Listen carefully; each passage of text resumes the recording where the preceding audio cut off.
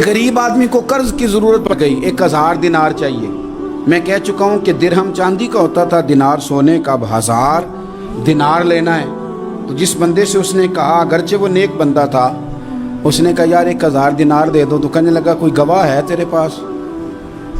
वो कहने लगा गरीबों का गवाह कौन होता है?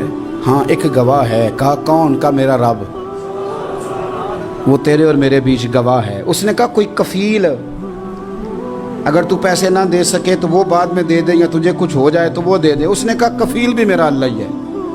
मेरे पास अगर है तो रब करीम का नाम है, अगर एतमाद कर सकता है तो कर ले। बंदा नेक था, उसने कहा रब के नाम पे, रब की किफालत पे, अल्लाह को गवाह बना के मैं तैयार हूँ तुझे 1000 देने को। उसने 1000 दिनार दे दिया। वक्त वापसी का तय हो गया। वो चला गया पैसे लेके। उसने पूरी मेहनत की कि मैंने वक्त पे पैसे लौटाने, पूरी मेहनत भी कर ली, अल्लाह ने मदद भी कर दी, पैसे भी उस तारीख को उसे मिल गए। बाद लोगों का तो लौटाने का दिल ही नहीं ना होता। फरमाया हदीस पाक में कि तू लौटाने का इरादा कर, रब तेरी मदद भी फरमाएगा। लेकिन यहाँ बहुत सारे लोग कहते हैं खैर है, इरादा ही नहीं। तो फिर जिस तरह का बंदे का गुमान हो, रब भी उसी तरह का मामला फरमाता है। उसने पैसे जमा भी कर लिए और वापस देने को तैयार भी हो गया, लेकिन रास्ता बहरी जहाज का था, कश्ती का था, दरिया के रास्ते वापस आना था। अब वो जब आ गया दरिया के किनारे तो बड़ी कोशिश की, पर वहाँ उसे कोई कश्ती नहीं मिली। वक्त पे पैसे लौटाने हैं, सफ़र करना है, अब सवारी मुयस्सर नहीं है। सोच सोच के परेशान था कि मैंने तो अल्लाह के नाम पे लिए।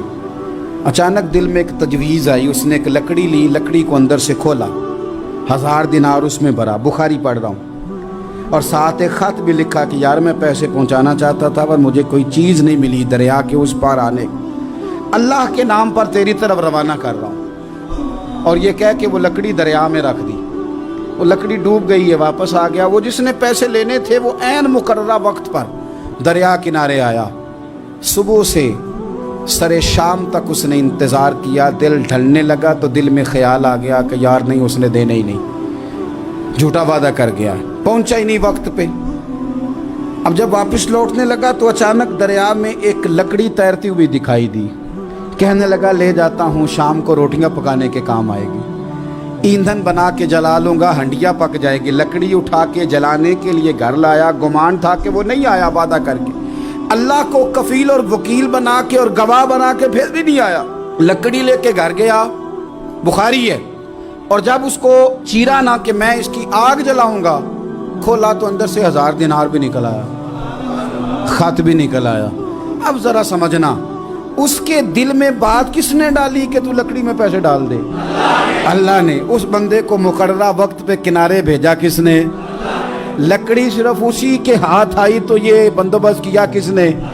अल्लाह ने। घर जाके चीरी तो पैसे बाहिफाजत उस तक पहुंचाए किसने?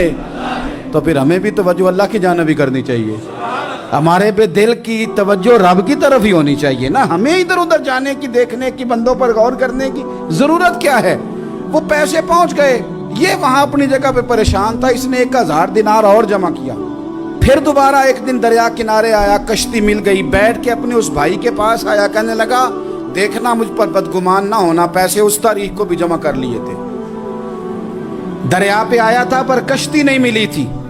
फिर मैंने ना लकड़ी में डाल के, खत डाल के तेरी तरफ भेज भी दिए थे, लेकिन आज मैं फिर लेके आ गया हूं। वो कहने लगा खुश हो जा, जिस रब को तूने मेरा और अपना गवाह बनाया था उस रब ने मेरे तक पहुंचा भी दिए हैं।